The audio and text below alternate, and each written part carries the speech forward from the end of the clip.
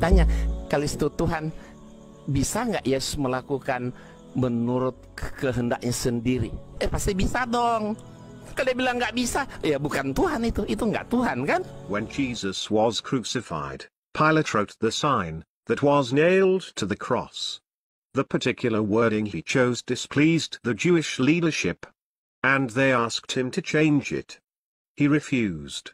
There are some interesting aspects to this incident that are not apparent in our English translations. John 19:19 says, Pilate wrote an inscription and put it on the cross.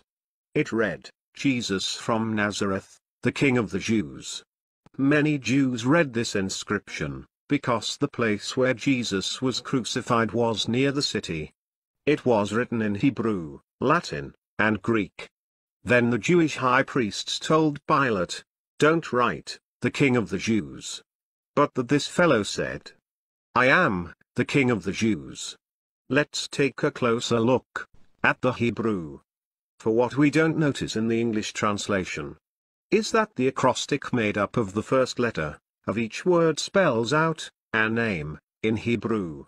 And that name is Yahweh. If Pilate had rewritten it in the manner the Jews had requested, it would not have spelled out the name of God. His inscription declared that Jesus was both the King and God of the Jews.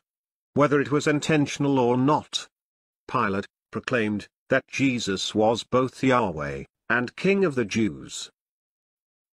After the Father had raised Jesus from the dead, and Jesus had declared that he was now alive, and had shown himself to more than 500 people at one time, his followers watched him ascend into heaven.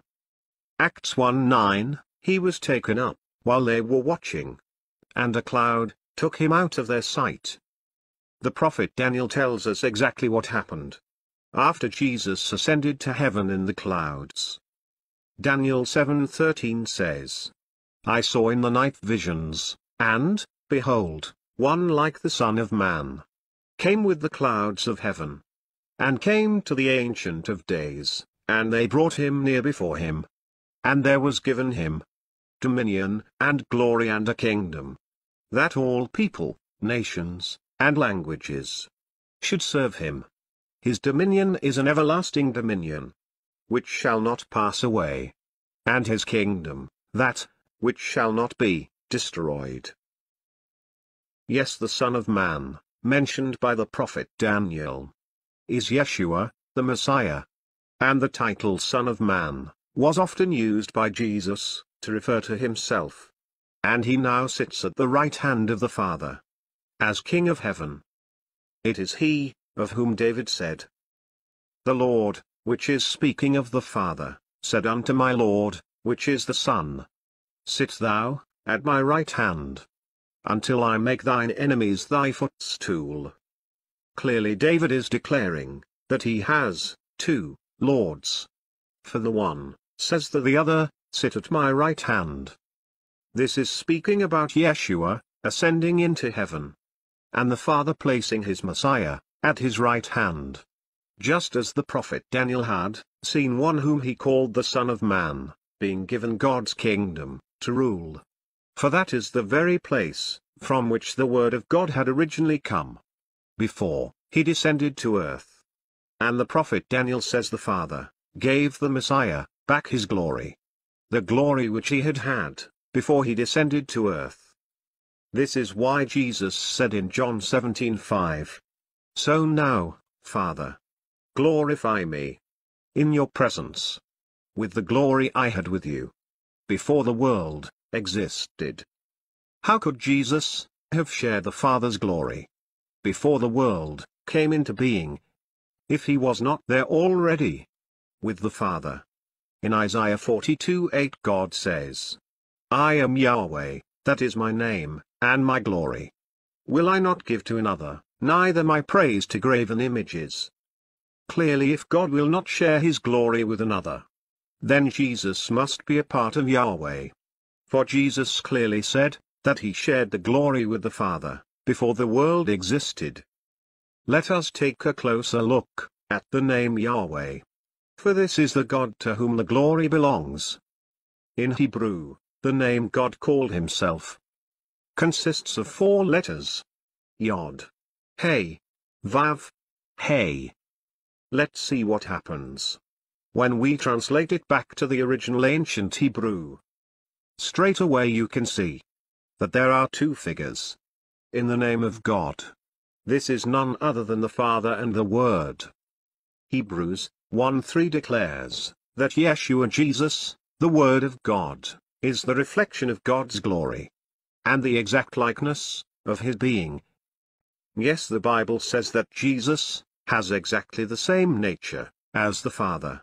This is why we see 2 figures in the name Yahweh. For both these beings have the same nature, and both are the same God, Yahweh. This is why Jesus was sharing the Father's glory before the world existed. There is something else quite astounding in the name of Yahweh. In ancient Hebrew, the letter Yod is depicted as a hand, or an arm. The Hey is depicted as a human figure with raised hands, meaning behold. The Vav is the nail. And the final Hey is again the human figure, meaning behold. Thus, it reads: hand, behold. Nail, behold.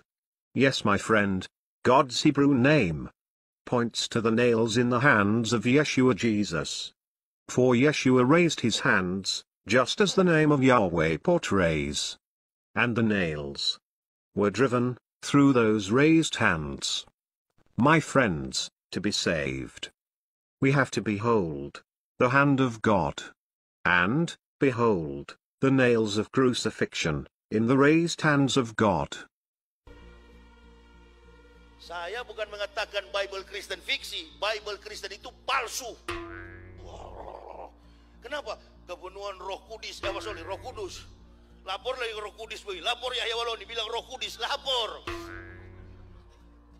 Sedangkan Bible Kristen ini, tale plus superstition becomes nonsense. Dongeng tambah tahyul sama dengan omong kosong. Makanya di situ judulnya Matius, Markus, Lukas, Stefanus, Tetanus, Spiritus, Capticus. Antum tantang saya. Lapor saya bila perlu ke Bareskrim. Kami lapor. Ini bukan cuma penistaan ini, penghancuran, bukan cuma penistaan agama, penghancuran ini kawan. Lalu saya buka di depan publik ini. Palsu semua ini. Hey everyone. I want to show you something that will blow your mind about the Bible. Something I found hidden in the very first word. If you know someone who tries to say the Bible has been corrupted by translation, show them this. See, I believe the Bible contains layers of truth. The first layer is literal, and one can get the whole gospel truth with it alone. The layers simply reinforce the truth. It's like a piece of fruit. Getting to the inner layer, you still have the same fruit you started with, and you knew what it was before you peeled it, but it's certainly more potent and juicy on the inside. I only know enough Hebrew to figure out the meaning of words and read scripture, and I encourage everyone to learn the 22-letter alphabet, the Hebrew alphabet, and the pictographs from the ancient form of the language so you can uncover the beautiful truths of scripture as well. You can easily get a Hebrew version of the Bible. I got one for $6 on the internet. And finally, remember that it reads left. Instead of reading left to right, it reads right to left.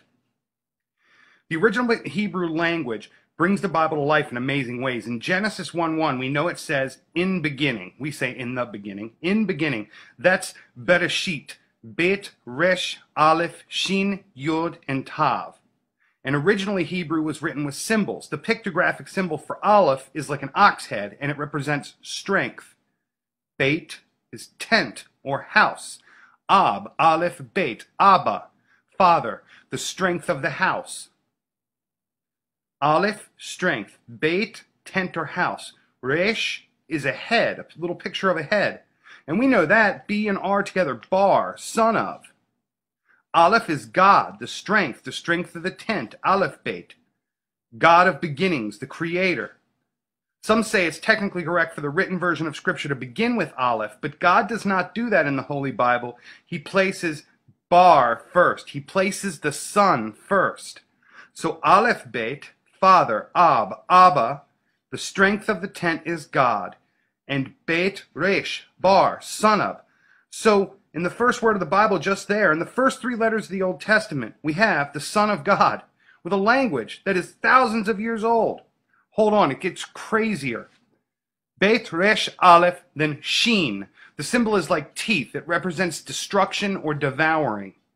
Yod is an outstretched hand and arm, and it represents work or doing something.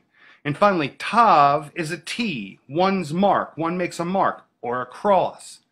So when you lay out the pictographs for Hebrew, for Bereshit, and take the meaning with the phonetics of each letter and what the letter combinations mean, you get the Son of God, Beit Resh Aleph, is destroyed, Shin, by the work of his own hand, Yod, willingly on a cross, Tav. Yeah, the Bible is that deep. The Son of God is destroyed by the work of his own hand, willingly on a cross. Bereshit. Bahkan Nabi Isa pun, Yesus pun, Al-Masih pun, Mesias pun mengatakan, saya bukan Tuhan. Before I created the heavens and the earth, I was. When the earth and everything in it passes away, I will be. I hold the universe together from the smallest atom to the greatest galaxy. It all is in my hands. The sun is hidden in my shadow. I have set the earth on its foundations, and I rest my feet upon it. I stir the waters of the oceans with my fingers and shake the mountains with my breath. I am entirely holy and completely other. There are none before me and none like me who can question what I have done or what I will do. My kingdom is eternal and shall exist forevermore. I am the ruler over the kings of the earth. I am the Prince of Peace. I am the King of kings, the righteous King, the King of the Jews, the King of glory, the King of the ages, the King of heaven, and I am the Lord of lords. I am the God of Abraham, Isaac, and Jacob. I am Jehovah Jireh, I will provide. I am Jehovah Rapha, I will heal. I am Jehovah Mekadesh, I will sanctify. I am Jehovah Rohi, I am your shepherd. I am the Most High God, your deliverer, your redeemer and savior. I am your shield and your strength and your defender, the eternal and everlasting God. I am the Alpha and the Omega, the beginning and the end. Before me there was no God formed, neither shall there be after me. I, even I, am the Lord, and beside me there's no Savior. Beside me there's no God. Angels and heavenly beings worship me upon my throne, and I will not give my glory unto another. I will not share my creation.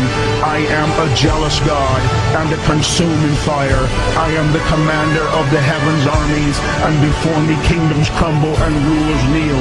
I am your harbor in the tempest. I am safety for the tempted and tried. I have come to set the captives free, to strengthen the weak, to heal the lame, to cause the blind to see. I have come to give you life and breath to breathe. I have come that you might know me. I have come that you might know my limitless love and endless goodness, my measureless mercy and never-ending grace. My forgiveness knows no boundaries, and my acceptance sees no imperfections, nor color, nor race, nor wealth, nor poverty. In me you are made clean, and through me you are sanctified. I am indescribable, incomprehensible, irresistible, and invincible. The heavens cannot contain my glory. Death cannot consume me. Life cannot outlast me. All knees will bow before me, and at my name every tongue will confess. Every tongue will confess that I am the great I am. Every tongue will confess that I am the God.